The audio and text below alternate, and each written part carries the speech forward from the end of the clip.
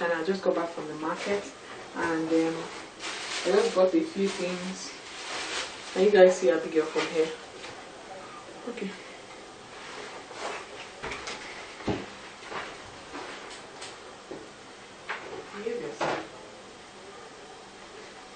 So guys, I just got back from another house hunt and it was another disappointing one.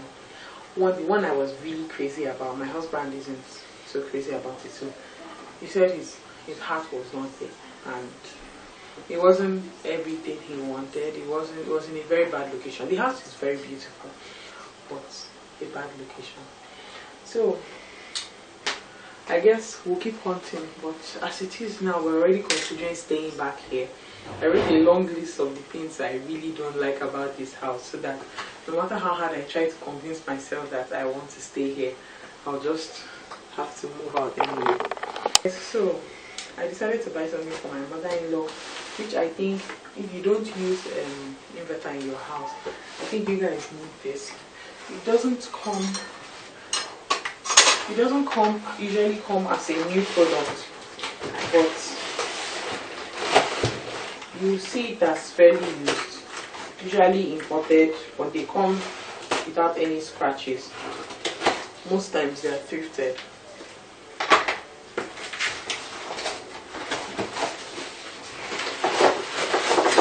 So I bought this for my mother-in-law because she's always buying electric cookers and they never really last long, or they are so slow. So since I got one for myself, it was so wonderful, I decided I would buy one for her. And luckily for me, I got it. If you guys don't have it and you don't use prepaid meter, you're really missing. This is like, it cooks food faster than your gas. In fact, if you have prepaid, you should find a way to bypass this and use it. I didn't tell you that. Don't say I told you. That's about that. I bought Nutribon for my baby, which is now really, really expensive. Like something that was 500 before, increased to 600, increased to 800, now 1,000. I think I need to learn how to make my baby cereal by myself. Yeah, some vegetables. I want to make a goosey soup. So, smoked fish. How many people use smoked fish to cook? Smoked titus. It's amazing. It's amazing.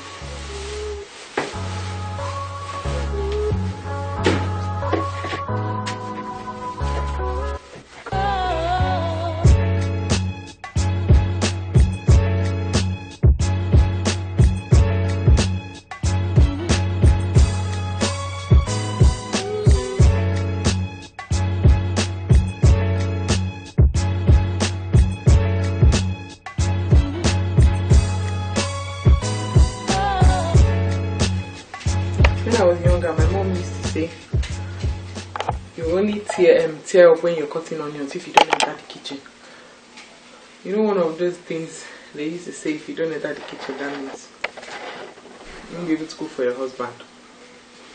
Yet, she wasn't allowing us to enter the kitchen. That's the funny thing. And she didn't even trust us to do it. She would be like, it's because you don't come to the kitchen, that's why you can't cook. That's why I can't let you try to cook. Whereas I had that feeling in my mind that this thing you're talking about, I can actually do it. But then she kept doubting until one day I surprised her. So guys, how is your day going? I got back very late, around 6 p.m. My princess makes it all worth it. Hey boo.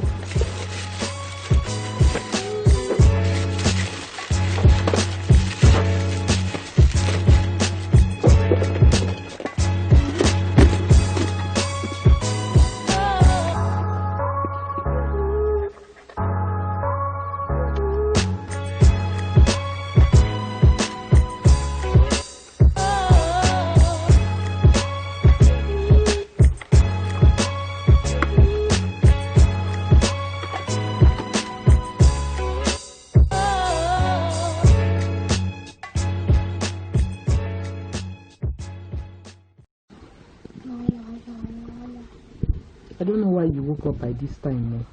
Abby, why are you awake by this time? I'm supposed to be alone by this time. I can eat my food peacefully. So guys, I want to gist you about what happened to me. I think it was on a Friday. I can't even remember. So I was supposed to buy a charger for my camera, and I was in Lagos at the moment. I was in my parents-in-law's house. So I went to Computer Village to get this charger. First of all, normally I hardly go to Computer Village, but when I go there, I have in mind that most of these people are thieves and pickpockets. Now when I got there, I was holding my bag like, you know, these people that just entered Lagos. That's how I got to the place. I was delayed, it rained and everything. I was supposed to go back to Abeokuta on the same day, but then I couldn't go because it was already getting late. So I was still trying to make it anyway. I was still trying to rush and go back to Abeokuta on the same day. But then on my way out, you know how Ikeja Along is now. Ikeja Along is quite far from Ikeja bus stop. So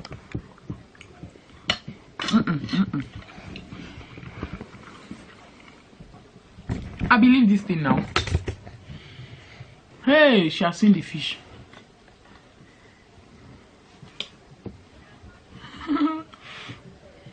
So on getting there, I bought corn anyway.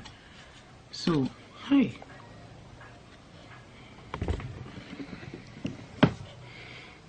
Abigail has seen the fish. Oh hey. She's not more looking at the fish, she's still, oh my god, we are Abby. Hey Abby, you will spoil the bed. There's even bone there.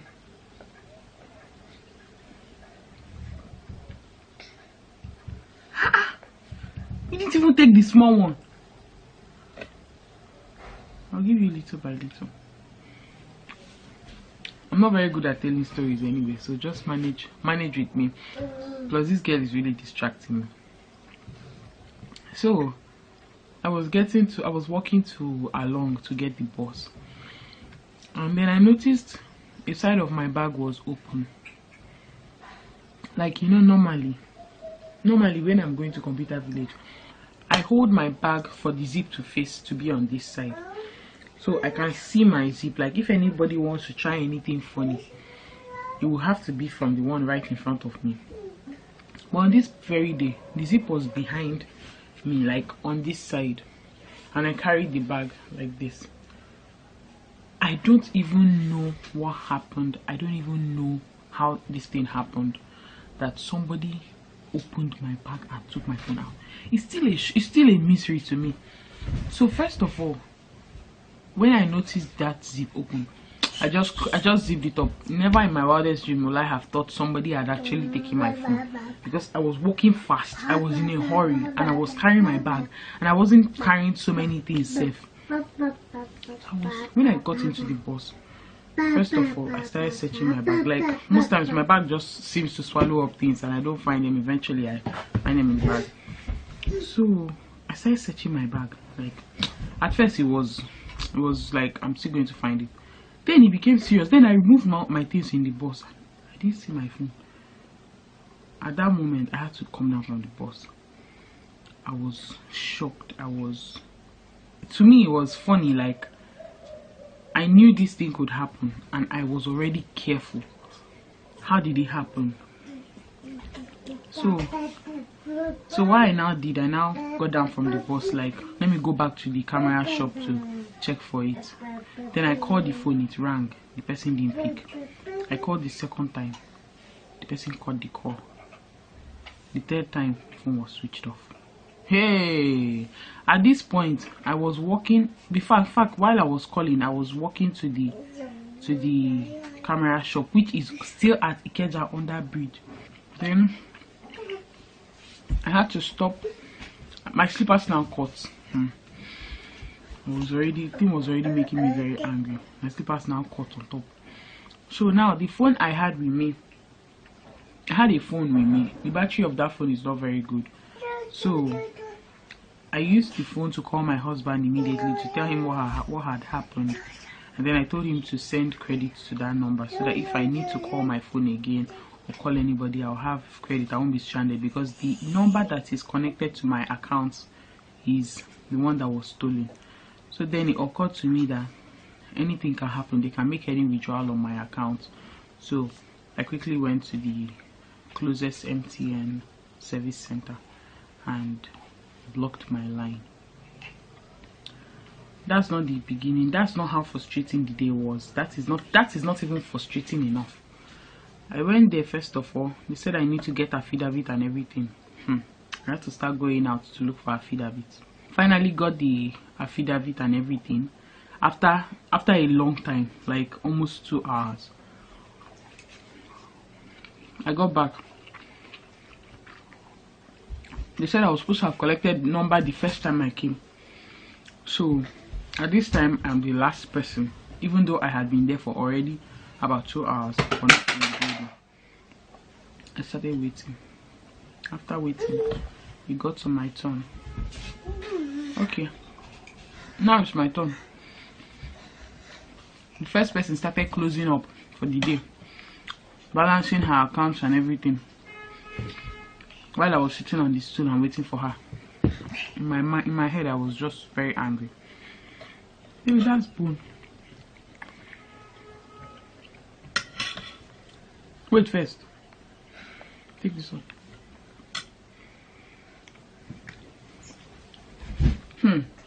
And I don't want to see fish on my bed. So I started waiting for the lady to process my. After some time, she did some things, then transferred me to one guy who was also delaying, and all of a sudden just rushed me like, okay, I should come now. I got up. The SIM card fell. I removed my SIM from my phone. In my head, I had already put it in the phone. Then I switched on the phone, no SIM card. So I was like, maybe the SIM card is stuck in the phone. What do I do? There was one repairer guy that was there. He said he's going home, that he has already closed. Now this was someone that came to meet me to ask me to change my iPhone screen, that because the screen is broken, that if I needed to change my iPhone screen, he would change it for me at a very low amount right now. But then when I realized that I needed him to like bring my SIM that was stuck inside, he now said he has closed for the day. If he wants to do that, I have to pay 1,500 naira.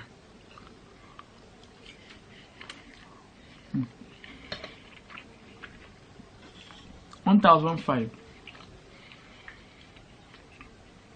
At this moment, I was frustrated enough. I carried my bag to leave. Out of pity, the guy now said, okay, let him just help me do it. The guy opened the phone, no SIM card. All the gra for nothing. Hey, this girl wants to finish my fish.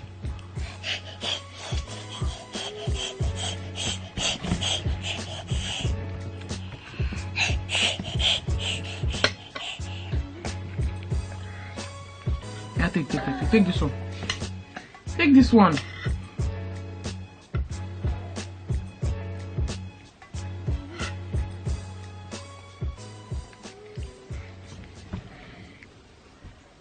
Where did I stop? Then I got to the guy's place again, looking for my SIM card.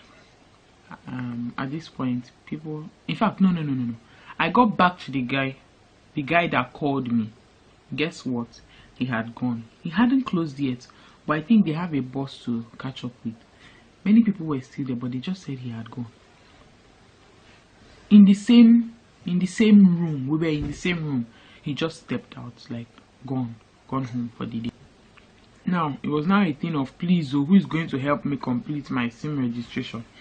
I started looking. I was like, let me just get another SIM and do this thing. They said, no, I can't get another SIM. I have to, unless the same person that did the first one does the second one and she has gone home.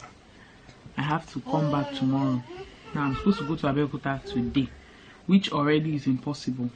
So I was like, I'm going to have to come back tomorrow, which is like okay, since I couldn't go today, I'll go tomorrow. So I came back. I looked for it and looked for it. After everything, I gave up. They were like, sorry, there's nothing we can do. Just forget about it. There's nothing we can do about it. You have to come back tomorrow. So I said, okay, no problem. I carried my bags to go. I just looked on the floor to see the SIM card. It had turned to the back. You know that golden chip was facing up, so it camouflaged with the golden colored floor. At this point, I was actually very happy. Like, my day had been going bad enough. I was very happy. My slippers cut again. I started looking for shoemaker everywhere. Eventually got one. Guess what? It started raining. I walked. Got to Along. No, just before Along, I now took a bus to computer to is it Yanopaja? No, Tollgate. So while all these things were happening, like, I just kept on asking my day, like, asking myself, like, why is today like this? Why did today even happen? Why did and like everything was just upside down. Now I got into the bus. One stupid guy now started touching my back. You know, in fact, first of all, the bus was moving. It's like he will come to my neck and blow.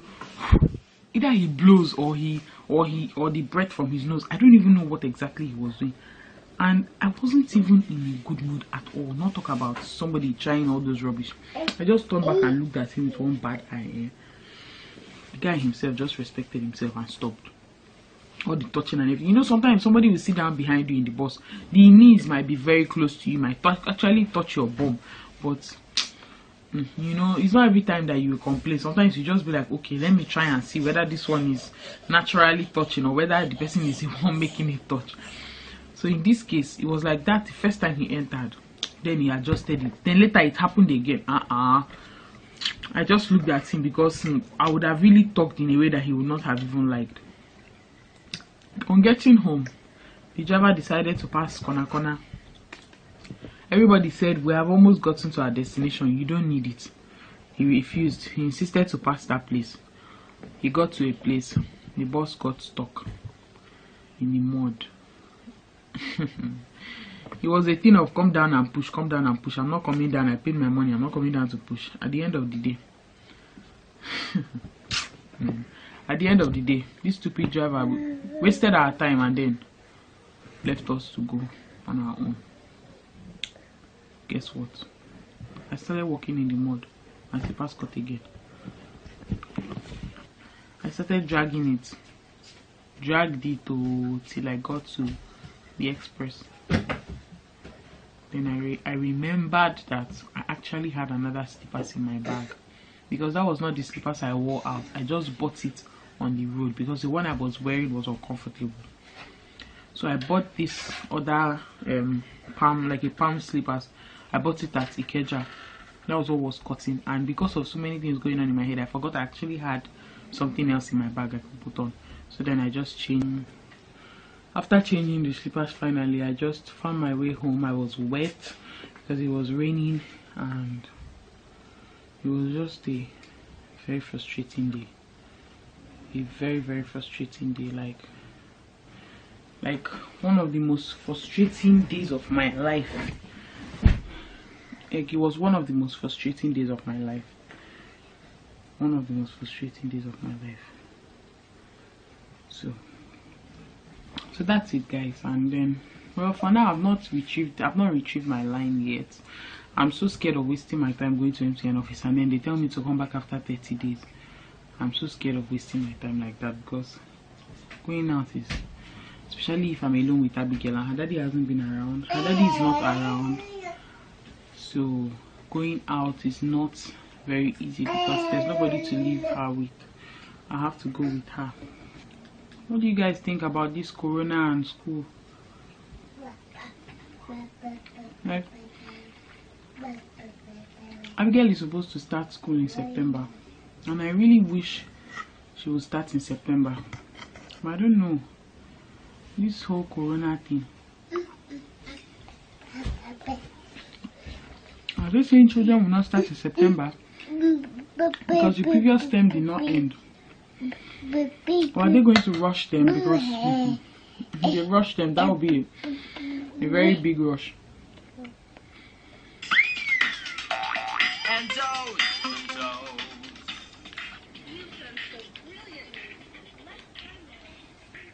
I really wish everything just happens at the right time.